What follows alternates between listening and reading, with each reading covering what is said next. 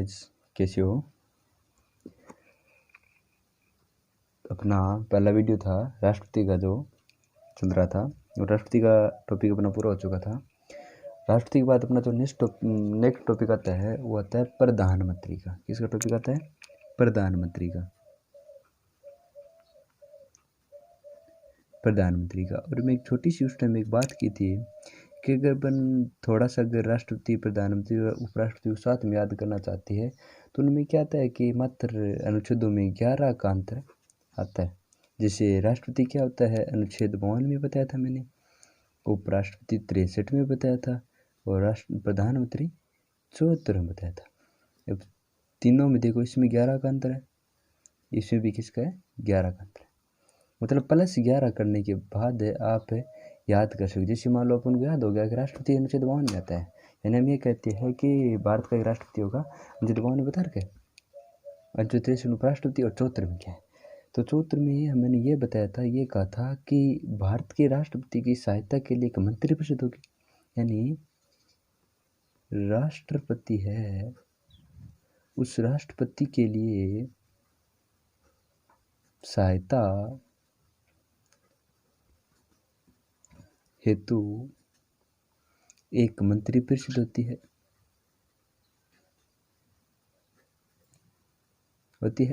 एक मंत्रिपरिषद। उस मंत्रिपरिषद का प्रधान कौन होता है? वो होता है प्रधानमंत्री।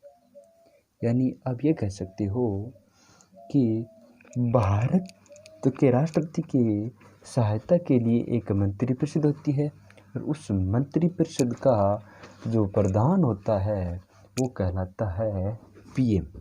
क्या कहलाता है? प्रधानमंत्री कहलाता है। ठीक है, ये अनुच्छेद 74 की बात हो गई। अब आगे बात करेंगे तो एक ब्रिटिश अधिकारी है जिसका नाम है लॉर्ड मार्ले। यानी विचार क्या है, वैसे तो उसका नाम है लॉर्ड मार्ले। ये लॉर्ड मार्ले क्या कहता है, सुनो इसकी परिभाषा देखो। बहुत ही शानदार स्ट्रिक्ट परिभाषा दी है इसने एक प्रधानमंत्री के लिए। कहा है कि प्रधानमंत्री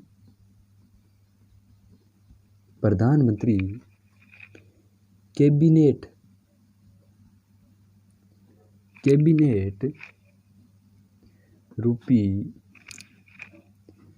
मेहराब की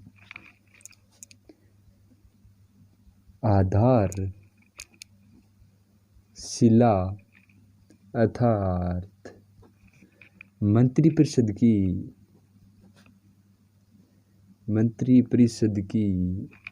नींव का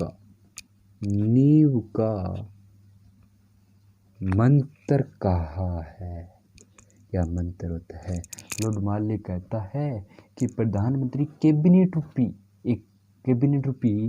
क्या है, एक मंत्रिपरिषद है, उसका मेहराब की आधारशिला है। यानी कैबिनेट रूपी कोई मान लो नींव है या एक संस्था है, उसके मेहराब या नींव स्थल है, इसी पर पूरा कैबिनेट टिका होता है। यानी आपका कहने का मतलब ये हो सकता है पूरी मंत्रिपरिषद प्रधानमंत्री पर टिकी होती है।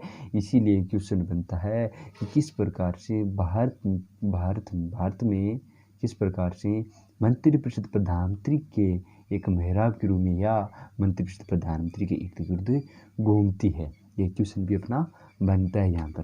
ठीक है, तो मैंने बताया लॉर्ड मार्ले के अनुसार प्रधानमंत्री कैबिनेट भी मेहराब की आधारशिला है अर्थात मंत्रिपरिषद की नींव का मंत्र कहा जाता है। अब एक यहाँ पर एक अनुच्छेद की बात करना चाहता हूँ मैं, तो अनुच्छेद आता है 75। अनुच्छेद 75 क्या कहता है? अनुच्छेद 75 ये कहता है कि पीएम की नियुक्ति कौन करेगा? राष्ट्रपति। यानी प्रधानमंत्री की जो नियुक्ति है, नियुक्ति कौन करेगा?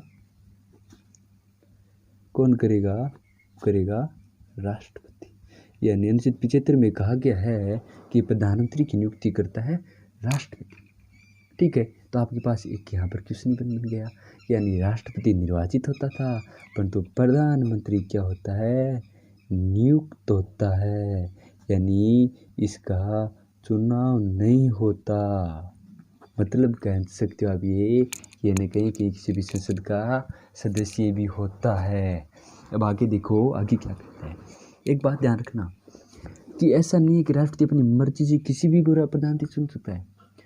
राष्ट्रपति किसी भी व्यक्ति को प्रधानमंत्री चुन सकता है, ऐसा कोई प्रावधान नहीं है। यानी राष्ट्रपति किसी भी व्यक्ति को प्रधानमंत्री नहीं चुन सकता, वो स्वतंत्र नहीं है। भारत सरकार की जो संसदीय व्यवस्था है ना, उसके अनुसार क्या है कि राष्ट्रपति लोकसभा, ध्यान देना, राष्ट्रपति लोकसभा में बहुमत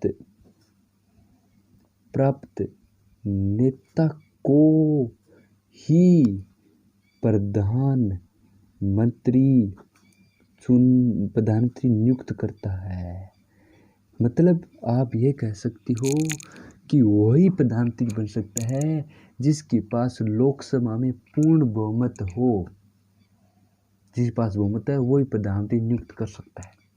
अब आपके दिमाग में ये आ सकता है कि लोकसभा में पूर्ण बहुमत है, यानी प्रधानमंत्री चुना जा रहा है, तो क्या उस प्रधानमंत्री के लिए वोट होता है? नहीं, वो उस पार्टी का निर्णय होता है। उस पार्टी के जो सदस्य होते हैं, वो पार्टी के सदस्य मिलकर निर्णय लिया जाता है कि भाई हाँ, अगर हमारी पार्टी को लोकसभा में पूर्ण बहुमत मिलता है तो हम क्या करेंगे, इस व्यक्ति को प्रधानमंत्री के रूप में देखेंगे, इस व्यक्ति को प्रधानमंत्री के लिए नियुक्त करेंगे, यानी हमारी तरफ से। तो बाद में राष्ट्रपति उस व्यक्ति को प्रधानमंत्री नियुक्त करता है, उसको प्रधानमंत्री की शपथ दिलाता है। अब आपके दिमाग में आएगा कि पूर्ण बहुमत क्या है। तो आपके लोकसभा में कुल सीट कितनी है, उसका 50% प्लस 1 होना चाहिए। 50% प्लस 1 होगा, वही क्या कहलाता है, पूर्ण बहुमत कहलाता है। यानी 545 का 50% प्लस 1 है, जिसके पास आता है वही पूर्ण बहुमत कहलाता है। मैंने पहली बात बताई कि पीएम की नियुक्ति करता है राष्ट्रपति, परंतु राष्ट्रपति नियुक्त करता है तो वो क्या है, स्वतंत्र नहीं है कि वो किसी भी व्यक्ति को क्या कर सकता है, पीएम नियुक्त कर सकता है। ये कोई राष्ट्रपति स्वतंत्र नहीं है, वो लोकसभा में बहुमत प्राप्त नेता को ही क्या करेगा, राष्ट्रपति प्रधानमंत्री नियुक्त करेगा। ठीक है। अब एक बात आपके दिमाग में आ गई कि क्या पता लोकसभा में किसी को पूर्ण बहुमत नहीं मिले, यानी आपके दिमाग में आ गया कि किसी भी व्यक्ति या पार्टी को क्या नहीं मिला, पूर्ण बहुमत नहीं मिला, पूर्ण बहुमत नहीं मिला, तो क्या करे, तो राष्ट्रपति क्या करेगा, अपनी विवेकीय शक्ति बनाएगा। विवेकीय शक्ति है ना, उसका प्रयोग करेगा। विवेकीय शक्ति का प्रयोग कैसे करेगा, विवेकीय शक्ति का प्रयोग इस प्रकार से करेगा कि वो क्या करेगा, राष्ट्रपति की संसद में, लोकसभा में सबसे बड़े राजनीतिक दल को क्या करेगा, प्रधानमंत्री नियुक्त करने के लिए, प्रधानमंत्री बनाने के लिए आमंत्रित करेगा।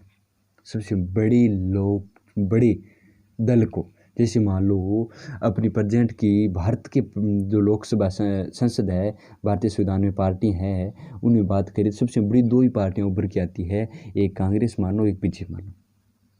सबसे पहले लगता था कि कांग्रेस को बहुमत मिलेगा, कांग्रेस को बहुमत नहीं मिला, सब ठीक है।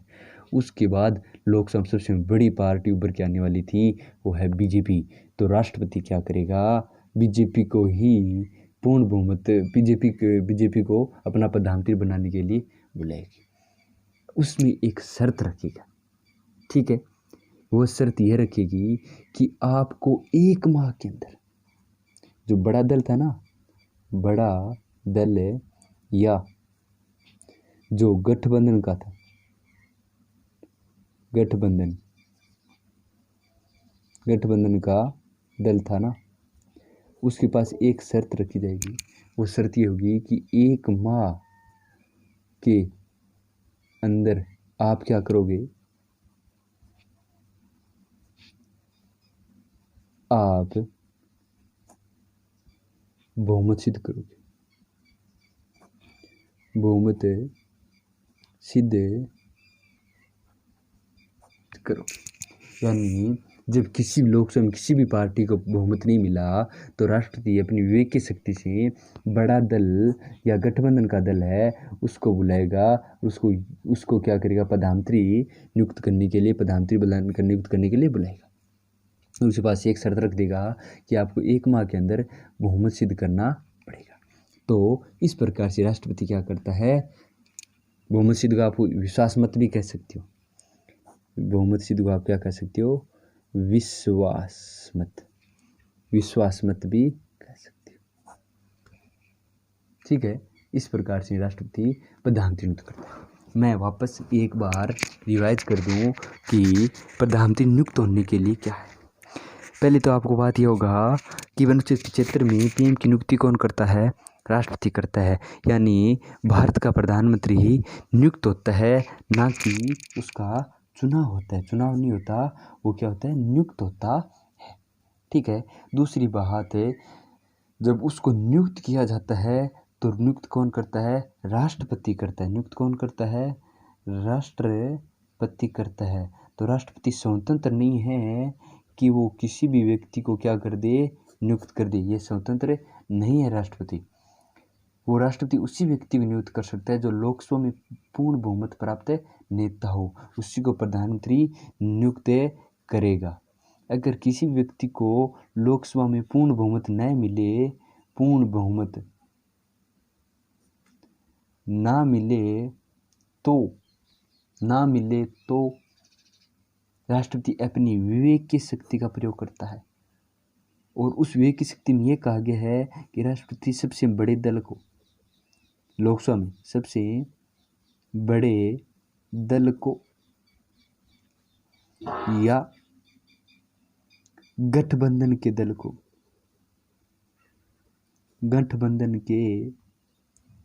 दल को क्या करेगा, भारत का प्रधानमंत्री नियुक्त करेगा। गठबंधन की मुख्य कौमी को क्या करेगा, भारत का प्रधानमंत्री नियुक्त करेगा। उसी सामने एक शर्त रख दी जाती है, वो शर्त होती है कि 1 माह के अंदर आपको क्या करना होगा, बहुमत सिद्ध करना होगा, विश्वास मत हासिल करना होगा। ये तो क्या है, भारत के प्रधानमंत्री नियुक्त होने की एक प्रक्रिया है। अब आपके दिमाग में ये भी आनी चाहिए, एक बात नोट कर लेना। तो मैं राष्ट्रपति पढ़ा रहा था तब मैंने एक बात बताई थी कि राष्ट्रपति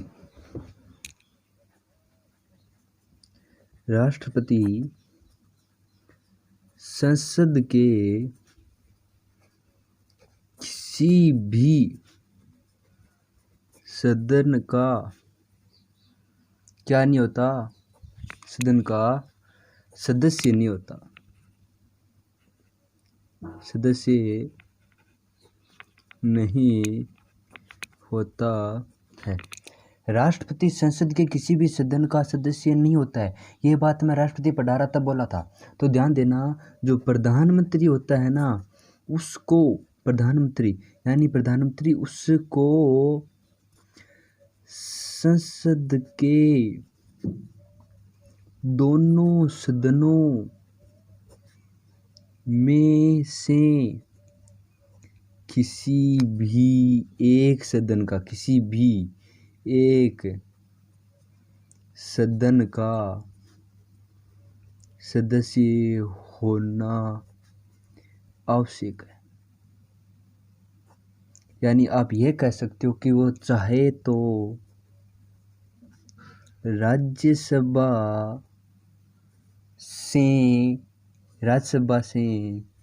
एमपी बनकर आ जाओ, यानी राज्यसभा से सांसद चुनकर आ जाओ, या चाहे तो लोकसभा से, परंतु दोनों में से एक का होना जरूरी है।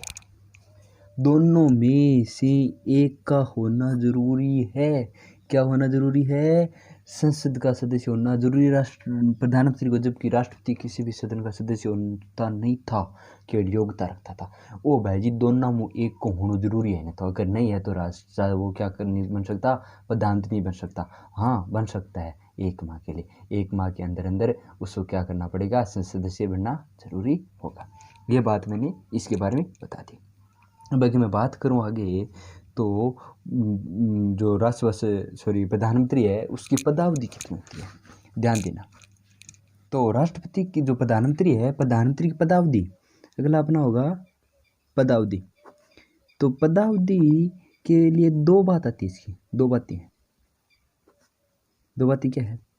पहली बात है, इसके लिए एक आता है सैद्धांतिक रूप, सैद्धांतिक रूप, और दूसरी जो बात है वो आता है व्यवहारिक, क्या आता है? व्यवहारिक रूप।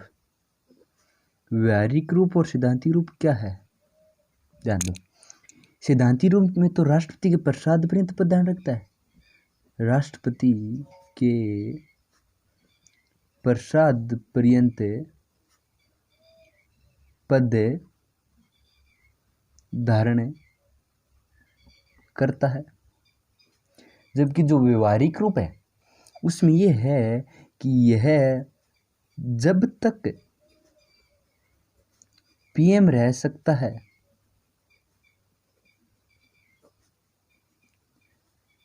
तब तक इसके पास क्या हो, लोकसभा बहुमत हो।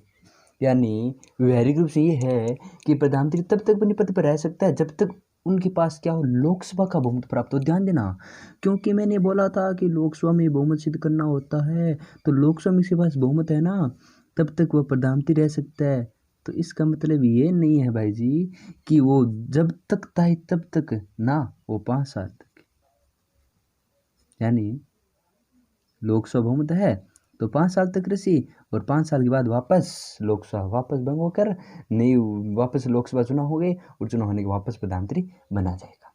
परंतु इस शब्द का जो इसने कहा है ना लोकसभा बहुमत, तो इसका मतलब ये है कि 5 साल से पहले ये तब तक रहेगा जब तक किसी पास क्या ना हो, बहुमत हो, या राष्ट्रपति के प्रसाद पर्यंत पद धारण करता है। वो सैद्धांतिक रूप है। सैद्धांतिक रूप तो ये है कि राष्ट्रपति के प्रसाद पद पर धारण रखता है, और व्यवहारिक रूप ये है कि जब तक उसके पास लोकसभा बहुमत है तब तक रहेगा। यानी सामान्यतः कितने है, सामान्यतः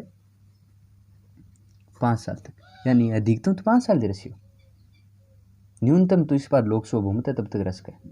भाई जी 2 दिन चला, 5 दिन चला, 10 दिन चला, महीने ही चला, 2 महीने चला, कितने दिन भी चल सकता है, परंतु ये 5 साल या सामान्यतः 5 साल तक है, और अगर बहुमत नहीं है तो न्यूनतम कितने दिन भी हो सकता है। ठीक है, अब अगला अपना है शपथ, यानी प्रधानमंत्री शपथ कैसे लेता है। तो शपथ प्रधानमंत्री पद ग्रहण करने से पहले क्या करता है, राष्ट्रपति समक्ष दो प्रकार शपथ लेता है। शपथ कौन दिलाता है,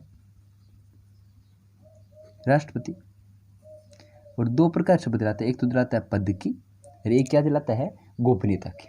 पद वह गोपनीयता की। पद की तो यह है कि वह प्रधानमंत्री पद के रूप में जो कार्य करेंगे उसके लेता है, और गोपनीयता शब्द की मतलब ये है कि वो जब तक अगर प्रधानमंत्री है तब तक वो अपने पद की निजी स्वार्थता के लिए कहीं भी उसकी जो गोपनीयता है वो बाहर लीक नहीं होने देगा। ठीक है, वो कभी भी बाहर नियुक्त नहीं होने। अब अपन शपथ कर ली, शपथ के बाद अपना टॉपिक आता है इसका वेतन। तो वेतन इसका जो प्रधानमंत्री का वेतन है वो क्या करता है, संसद द्वारा समय समय पर निर्धारण किया जाता है। यानी वेतन प्रधानमंत्री कौन निर्धारण करता है, संसद निर्धारित करती है, संसद निर्धारित करती है। ठीक है, और इसको समस्त वेतन भत्ते मिलती है जो संसद सदस्य को होने वाले प्राप्त है। यानी जो संसद सदस्य को मिलती है ना, संसद सदस्य है, उस संसद सदस्य को जो वेतन मिलती है ना, वेतन भत्ते मिलती है, वो सभी पीएम को मिलती है। ठीक है, पीएम को मिलती है। इसके अलावा इसको अतिरिक्त व्यय विषय भत्ते मिलती है, मुक्तवास मिलता है, यात्रा भत्ते मिलता है, स्वास्थ्य सुविधा मिलता है, सब कुछ मिलता है। यानी इसको सब प्रकार के वेतन भत्ते दिए जाती है। इसको मुक्त विवास दिया जाता है, आवास दिया जाता है, यानी रहने के लिए घर दिया जाता है, यातायात फ्री, यात्रा फ्री, इसकी स्वास्थ्य सुविधा फ्री है, और भी मोबाइल वगैरह सब कुछ के पास फ्री होती है। ये तो अपने प्रधानमंत्री की सामान्य बात की है। अब प्रधानमंत्री की सामान्य के बाद मैं अगला इसमें आगे जाऊं तो इसका आता है प्रधानमंत्री कार्य व शक्ति। यानी प्रधानमंत्री का क्या कार्य है, पीएम का कार्य व शक्तियाँ, पीएम के कार्य व शक्ति, ध्यान देना। प्रधानमंत्री की जो कार्य व शक्तियाँ हैं वो सबसे पहला तो आपको यह ध्यान होना चाहिए, वो मंत्रिपरिषद का क्या करता है, गठन करता है। सबसे पहला कार्य इसका यही है कि मंत्रिपरिषद का गठन। और मंत्रिपरिषद का गठन अनुच्छेद 75 के अनुसार ये क्या कहा गया है, अनुच्छेद 75 में ये कहा गया है कि प्रधानमंत्री की सलाह पर ही मंत्रिपरिषद के अन्य सदस्यों की नियुक्ति कौन करता है, राष्ट्रपति करता है। यानी मंत्रिपरिषद का गठन कौन करता है, प्रधानमंत्री करता है। हालांकि नियुक्ति तो राष्ट्रपति देता है, परंतु प्रधानमंत्री के कहने पर देता है। प्रधानमंत्री किसको मंत्रिपरिषद या मंत्रिमंडल में लाना चाहता है या किसको नहीं लाना चाहता, ये सब कौन करता है, प्रधानमंत्री के कहने पर राष्ट्रपति करता है। और दूसरी इसकी मुख्य विशेषता ये है कि मंत्रियों के मध्य क्या करता है, मध्य विभागों का आवंटन करता है, आवंटन करता है। विभाग आवंटन कौन करता है, वो भाई जी वही करे है प्रधानमंत्री। वो क्या करे है, विभागों का आवंटन करे। यानी किस मंत्री को कौन सा विभाग देना है, कैबिनेट मंत्री देना है या राज्य मंत्री देना है या स्वतंत्र प्रभार का मंत्री रखना है या उप मंत्री रखना है, ये मंत्री पर कौन करता है, ये प्रधानमंत्री करता है। और तीसरी इसकी मुख्य विशेषता ये है कि क्या करता है, संसद के देश विदेश में शासन नीति का प्रमुख चुनना। यानी संसद के देश विदेश ये है, संसद देश विदेश में शासन की नीति का प्रमुख कौन चुनता है, प्रधानमंत्री चुनता है। यानी प्रमुख का मतलब ये है किस देश में कौन सा राजदूत होता है, वो इसे वही चुनता है। इसके अलावा वो क्या है, नीति आयोग कुछ आयोग लिख रहा हूँ, नीति आयोग, राष्ट्रीय विकास परिषद और अंतर्राज्यीय परिषद,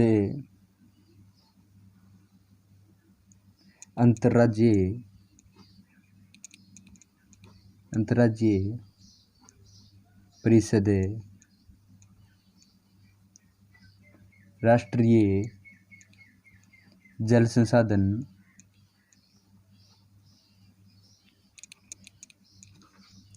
आदि का क्या होता है, आदि का पदेन अध्यक्ष होता है। पदेन अध्यक्ष कौन होता है, वो प्रधानमंत्री होता है। ठीक है, ये तो राष्ट्र प्रधानमंत्री क्या है, मुख्य शक्तियाँ बता दी। क्या होता है, मंत्रिमंडल का प्रभारी भी ये होता है। लोकसभा का एक और ध्यान दो, लोकसभा का नेता भी होता है। यानी 5 विशेषता और देखना चाहिए तो क्या होता है, लोकसभा का वो नेता भी होता है। लोकसभा जो नेता होता है वो कौन होता है, प्रधानमंत्री होता है। ठीक है, ये प्रधानमंत्री कुछ शक्ति हैं। ध्यान रखना, मंत्रिपरिषद का गठन ने अनुच्छेद 75 के तहत करता है। ठीक है, और मंत्री विभाग का बंटवारा करता है। विभाग बंटवारे के अनुसार अपन जब नेक्स्ट टॉपिक पढ़ेंगे मंत्रिपरिषद के बारे में, मंत्रिपरिषद प्रकार, मंत्रिपरिषद गठन के बारे में पढ़ेंगे, उसमें मंत्रिपरिषद के प्रकार बता दूंगा कि मंत्रिपरिषद के प्रकार क्या क्या होता है, वो सब नेक्स्ट टॉपिक में अपन पढ़ेंगे। तो आगे देखिए करें तो एक इसके लिए नोट आता है, यानी प्रधानमंत्री तीनों सेनाओं क्या होता है, राजनीति प्रमुख होता है। अब कुछ प्रधानमंत्री के बारे में स्पेशल जानकारी करेंगे। जैसे इसे ध्यान दो, पीएम तीनों सेनाओं का राजनीतिक प्रमुख होता है, प्रमुख होता है। ये प्रधानमंत्री क्या होता है, तो कुछ मुख्य प्रधानमंत्री के बारे में बात करता हूँ। तो सबसे पहले मैंने जब बात की थी प्रधानमंत्री के बारे में, तो मैंने एक बात बोली थी कि प्रधानमंत्री सामान्यतः लोकसभा का बहुमत दल का नेता होता है, परंतु सबसे पहले मुख्य लोकसभा बोला था। यानी बहुत कम चांस में राज्यसभा सदन का सदस्य होने के बावजूद प्रधानमंत्री बनेंगे। तो सबसे पहला अपना ये है कि राज्यसभा सदन से बनने वाले पीएम कौन कौन है? तो सबसे पहली 1966 में भारत की पहली महिला प्रधानमंत्री भी है, और सबसे पहली राज्यसभा सदस्य बनने वाली बनने वाला भी प्रधानमंत्री बनने वाली प्रधानमंत्री भी कौन थी? इंदिरा गांधी थी। कौन थी? इंदिरा गांधी। इंदिरा गांधी के बाद बना था एच डी देवगौड़ा। ये क्या है? राज्यसभा से प्रधानमंत्री बनने वाला है। उसके बाद 2 बार रह चुका है डॉक्टर मनमोहन सिंह। डॉक्टर मनमोहन सिंह जी 2 बार रह चुके हैं, और कब कब आपको पता भी होगा, 2004 और 2009 में रह चुके हैं ना। ये बात है ना सच्ची? तो ठीक है, ये बात मैंने मुख्य इन प्रधानमंत्री की बात कर दी। अब कुछ बात अपन बात करें तो कुछ ऐसे प्रधानमंत्री भी है जो डायरेक्ट मुख्यमंत्री से प्रधानमंत्री बनी थी, यानी डायरेक्ट प्रधान मुख्यमंत्री से। तो सीधे मुख्यमंत्री से पीएम बनने वाले व्यक्ति, वेरी इंपॉर्टेंट बात है ये, वेरी इंपॉर्टेंट बात है ये, ध्यान रखना इस बात का। ठीक है, कौन कौन है? इसके लिए 6 व्यक्ति आते हैं। सबसे पहले व्यक्ति है मोरारजी देसाई। मोरारजी देसाई, ठीक है। सेकंड चौधरी चरण सिंह है। चौधरी चरण सिंह। तीसरी बात विश्वनाथ प्रताप सिंह है। विश्वनाथ प्रताप सिंह। चौथी पीवी नरसिम्हा राव। पीवी नरसिम्हा राव। और जो 5वां है वो है एचडी देवगौड़ा।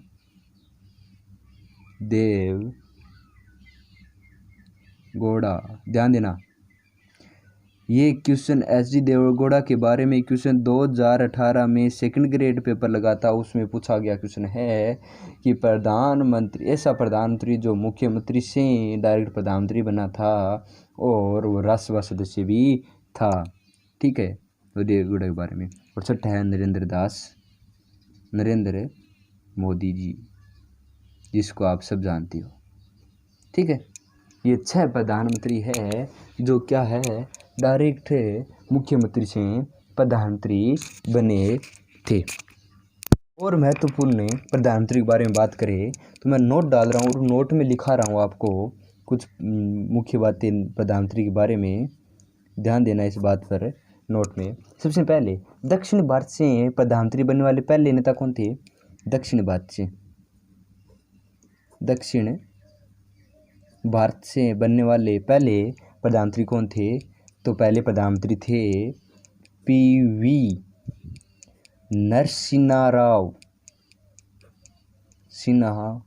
पहले प्रधानमंत्री थे जो दक्षिण भारत से बने थे। और प्रथम गैर कांग्रेसी प्रधानमंत्री कौन थे? प्रथम गैर कांग्रेसी पीएम कौन थे, जिसको आप जानते होंगे? श्री मोरारजी देसाई।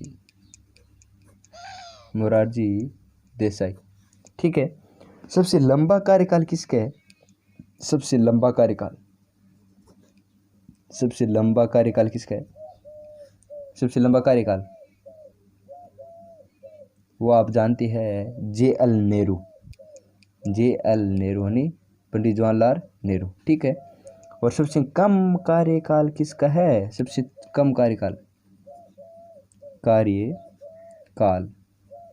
तो आप पता है सबसे अच्छे वक्ता थे वो थे अटल बिहारी वाजपेयी। आज तक ऐसा पीएम कोई नहीं उसका, अटल बिहारी वाजपेयी। मात्र कितना दिन रहे थे? 13 दिन रहे थे। सबसे अच्छे वक्ता ये।